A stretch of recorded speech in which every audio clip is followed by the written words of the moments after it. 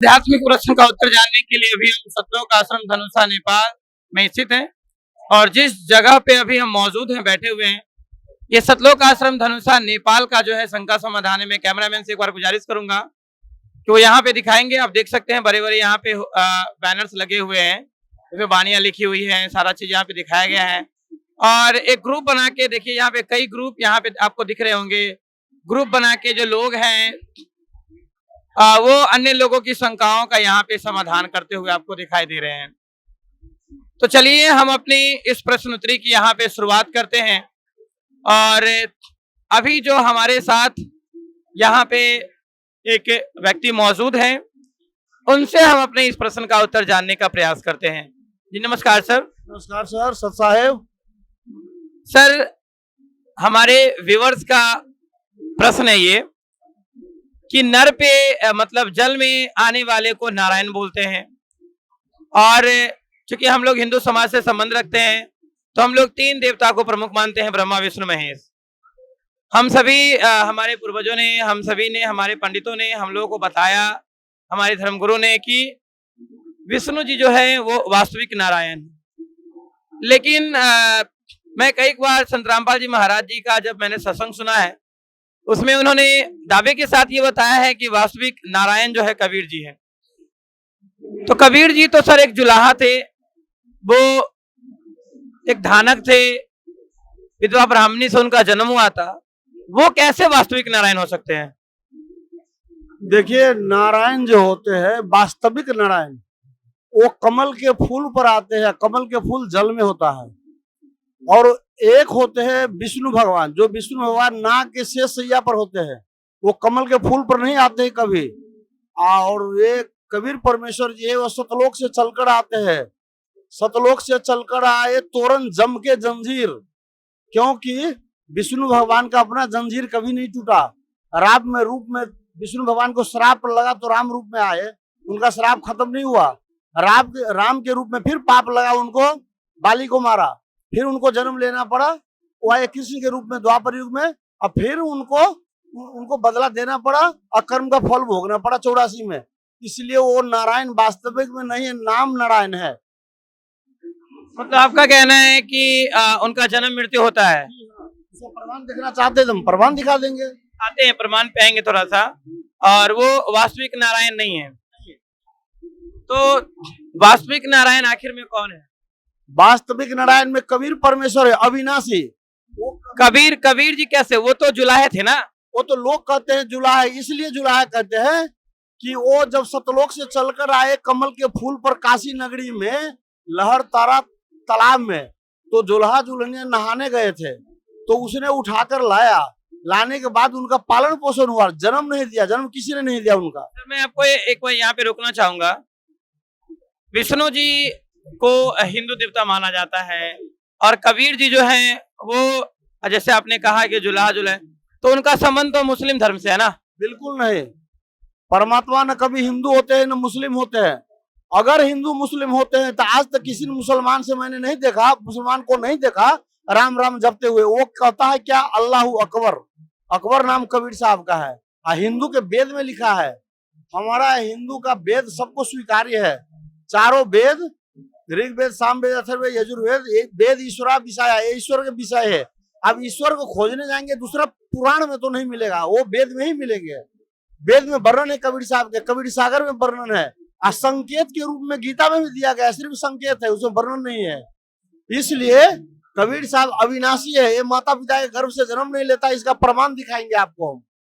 मतलब आपका कहना है कि ये जो कथा जो प्रचलन में है कि कबीर जी का जन्म जो है विधवा ब्राह्मणी से हुआ है, ये झूठ है? ये सुनी सुनाई बात है। कुछ लोग जिसको पसंद नहीं आया, जिन लोगों को ये पसंद नहीं आया, उसने हवा फैलाया इसको, अब प्रचार में ला दिया।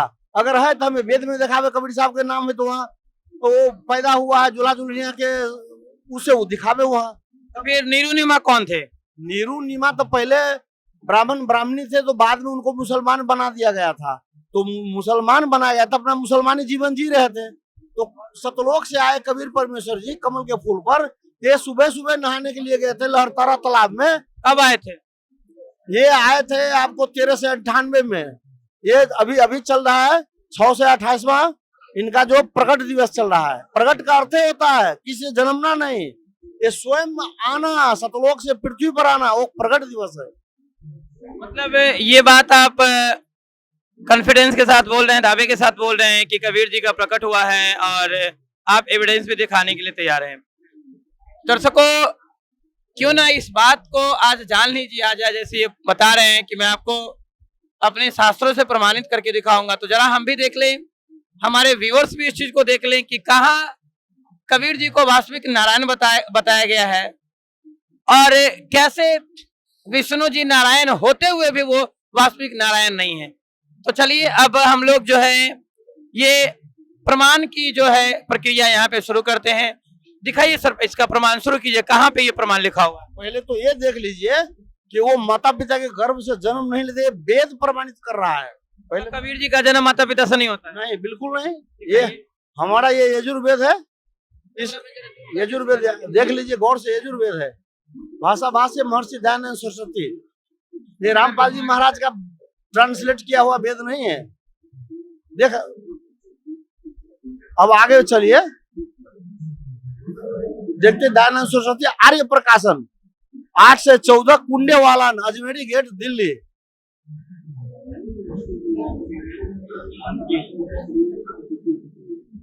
जी आगे दिखाइए। अच्छा, अब आगे चलिए।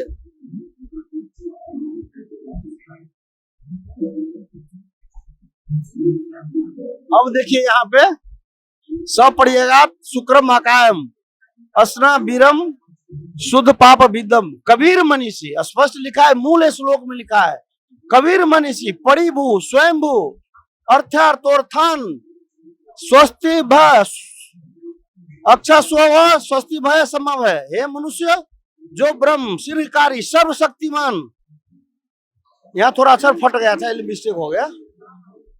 स्थूल सूक्ष्म और कारण शरीर रहित, उनका स्थूल सूक्ष्म और कारण शरीर नहीं है। छिद्र रहित और नहीं छेदन करने योग, न उनका शरीर में छिद्र है, न उसको मार सकते, छेद कर सकते हैं। भाला से, बंदूक से, तोप से वो नहीं मारा जा सकता है। नारी आदि के साथ संबंध रूप बंधन से रहित, उनका शरीर नस नाड़ी ब्लड खून से नहीं बना है। शुद्ध पाप विदम, शुद्ध पाप विदम, अविद्या दोषों से रहित होने से सदा पवित्र। अपाप विदम, जो पाप युक्त, पापकारी और पाप में प्रीति करने वाला कभी नहीं होता है। वो परमात्मा कबीर साहब पाप से दूर रहते हैं हमेशा। पढ़िएगा, सब ओर से जो व्याप्त है। देखते हैं उसका नाम कभी यहाँ का अपसर्ग लगा के कर दिया गया है। सर्वज्ञ मनीषी, सर्वज्ञ अर्थ होता है सब कुछ जानने वाला हो। मानव में कोई भी कभी जो सब कुछ नहीं जान सकता है, कभी भी नहीं जान सकता है, वो परमात्मा ही जानते हैं।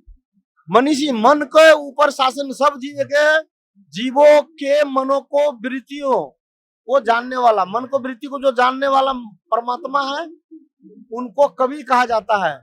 बड़ी भी दुष्ट पापियों को तिरस्कार करने वाला और स्वयंभू अनादि स्वरूप, जिसकी संयोग से उत्पत्ति, वियोग से विनाश, माता पिता गर्भवास, जन्म, वृद्धि और मरण नहीं होते।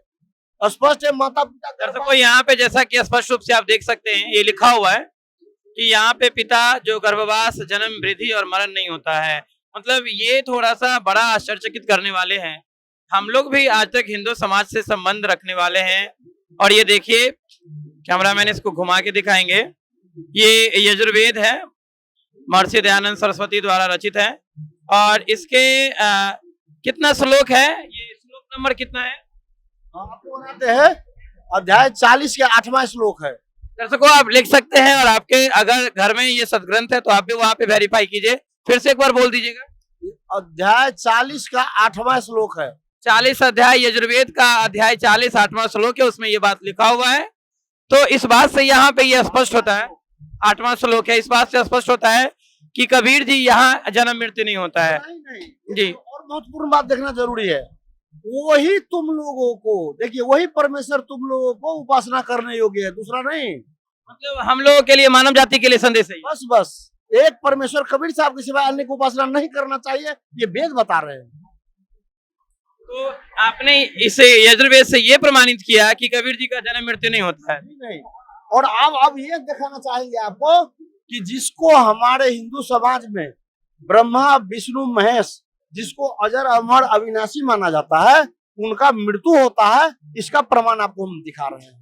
ये देख लीजिए, मध्य देवी भागवत महापुराण प्रथम खंड सचित्र सरल हिंदी व्याख्या सहित गीता प्रेस गोरखपुर से प्रकाशित है। पूरा फोटो ठीक से खींच लीजिए।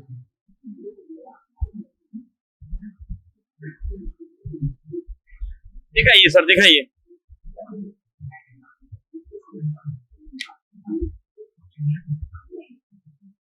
अच्छा, यहाँ जूम कीजिए कैमरा का, देखिए इसमें क्या लिखा है।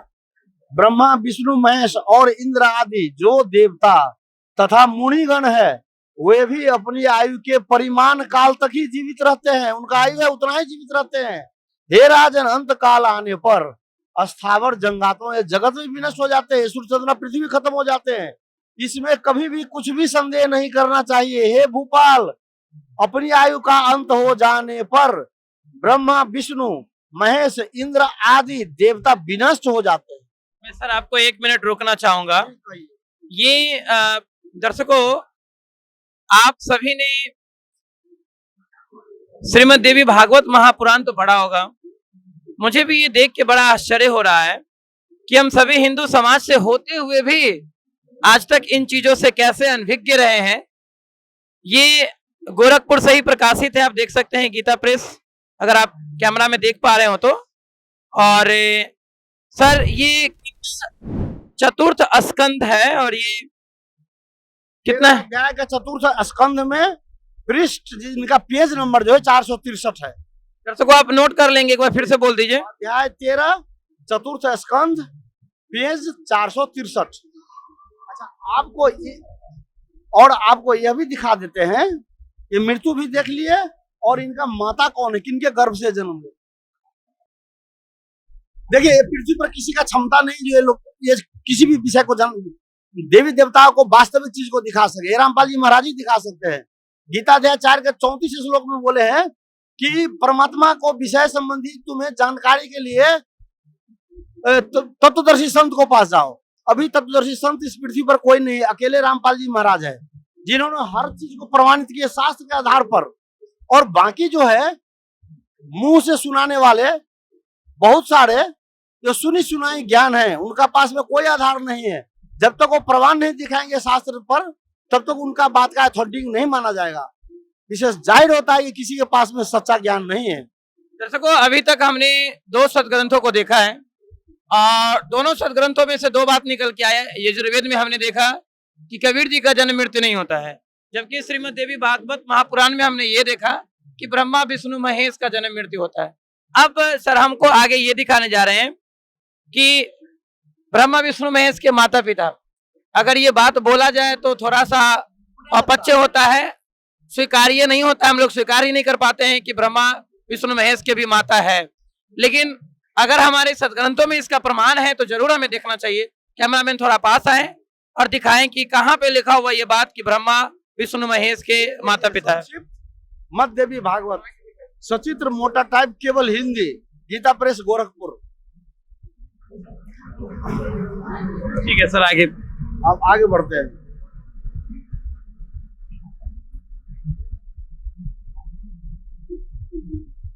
ये देखिए, विष्णु भगवान बोल रहे हैं, मैं ब्रह्मा और शंकर हम सभी तुम्हारी कृपा से विद्यमान है। हमारा आविर्भाव और तिरोभाव हुआ करता है। आविर्भाव का मतलब होता है जन्म, तिरोभाव का मतलब होता है मृत्यु हुआ करता है। केवल तुम ही नित्य हो, जगजननी हो, प्रकृति हो, सनातनी देवी हो। अब आगे इधर देख लीजिए, वो प्रसंग से एक ही बार यहाँ आइए। अब शंकर जी बोल रहे हैं, भगवान शंकर बोले, देवी यदि महाभाग विष्णु तुम्ही से प्रकट हुए हैं, तो उनके बाद उत्पन्न होने वाला ब्रह्मा भी तुम्हारा ही बालक हुए, स्पष्ट लिखा है। फिर मैं तमोगुणी लीला करने वाला शंकर क्या तुम्हारी संतान नहीं हुआ? अर्थात मुझे भी उत्पन्न करने वाली तुम ही हो शिवे। आने ब्रह्मा विष्णु महेश तीनों को उत्पन्न करने वाले ये प्रकृति देवी दुर्गा है। दर्शकों, इस प्रमाण को देखने के बाद आपका भी साइड डाउट क्लियर हो गया होगा। यहाँ पे लिखा हुआ है कि ब्रह्मा विष्णु महेश के माता पिता दुर्गा है। देवता को गुणों से बांध दिया गया है। वो नियमित कार्य सिर्फ करते हैं, जितना कहा जाता है उतना ही अपने मन से, न हमें कुछ ज्यादा दे सकते हैं न कम दे सकते हैं। देखिए यहाँ क्या कहते हैं, इस संसार के सृष्टि, इस संसार की सृष्टि स्थिति और संहार में तुम्हारे गुण, दुर्गा माता को बोले तुम्हारे गुण सदा समर्थ है। उन्हीं तीनों गुणों से उत्पन्न हम ब्रह्मा विष्णु एवं शंकर नियमानुसार कार्य में तत्पर रहते हैं। हम ये तीनों देवता जो जगत का कार्य संभालते रहते हैं, वो तुम्हारा ही रूप है, तुम्हारे आदेश से सब चीज हम लोग करते हैं, वो अपने मन से कुछ नहीं कर सकते हैं। ठीक है सर, ये बात तो हम देख लिए, स्पष्ट हो गया इससे कि तीनों सदग्रंथों को देखने के बाद हमारा ये 3 क्वेश्चन क्लियर हो गया कि कबीर जी जो है यहाँ पे, जिनका अभी बताया गया कि जन्म मृत्यु नहीं होता है, ब्रह्मा विष्णु महेश का जन्म मृत्यु होता है और उनके माता पिता भी है। थोड़ा सा सर आप उस बात को, हम जो क्वेश्चन लेके आपके पास आए थे, उस बात का आप स्पष्टीकरण कर दीजिए। इन्हीं प्रमाणों के आधार पे क्या संत रामपाल जी महाराज जी ये बताते हैं कि कबीर जी वास्तविक नारायण हैं? हाँ, इसी आधार पर वो दिखाते भी हैं, बताते नहीं है। आज तक कोई धर्म गुरु, हम पूछते हैं आपको, सतयुग से लेकर त्रेता, द्वापर, कलयुग, चारों युग में कौन सा सतगुरु ने बताया ब्रह्मा विष्णु महेश को मृत्यु होता है और इनका माता पिता है? सभी ने बताया ये अजर अमीर अविनाशी है, इनका मृत्यु कभी नहीं होता और ये पूजनीय है। जबकि हमारा वेद बता रहा है कबीर जी अविनाशी है, माता पिता गर्भ से कभी भी जन्म नहीं लेता है और वही पूजन करने के योग्य है। और बाकी ब्रह्मा विष्णु महेश जो है, इनका मृत्यु होता है या नियमानुसार दुर्गा के आदेश से वो काम करते हैं, वो अपना स्वतंत्र नहीं है, 3 गुण से बंधे हुए हैं। जी बहुत बहुत धन्यवाद सत साहेब। दर्शकों, जैसा कि इन्होंने अभी बताया, हम लोगों ने प्रमाण देखा, इस बात से यह स्पष्ट हो गया कि कबीर जी को इन्होंने कहा कि वो वास्तविक नारायण है और प्रमाण भी दिया, इन्होंने दिखाया, प्रमाण भी दिखाया, हर एक चीज का प्रमाण दिखाया। दर्शकों, आपको इस वीडियो को देखने के बाद आपको क्या लगता है कि आखिर वास्तविक नारायण कौन है? अगर आप इस बात से संतुष्ट हैं, यदि संतुष्ट नहीं है, इस वीडियो को देखने के बाद भी अगर आपके कुछ डाउट्स हैं तो हमारे कमेंट बॉक्स में जरूर लिख के बताएं, ताकि फिर हम इनसे अगली बार जब मिलें तो आपके उस प्रश्नों को रख सके। आप देख रहे थे ऐसे न्यूज, मैं हूं मुकेश, और ऐसे ही रोचक खबरों को देखने के लिए आप लगातार जुड़े रहें। नमस्कार।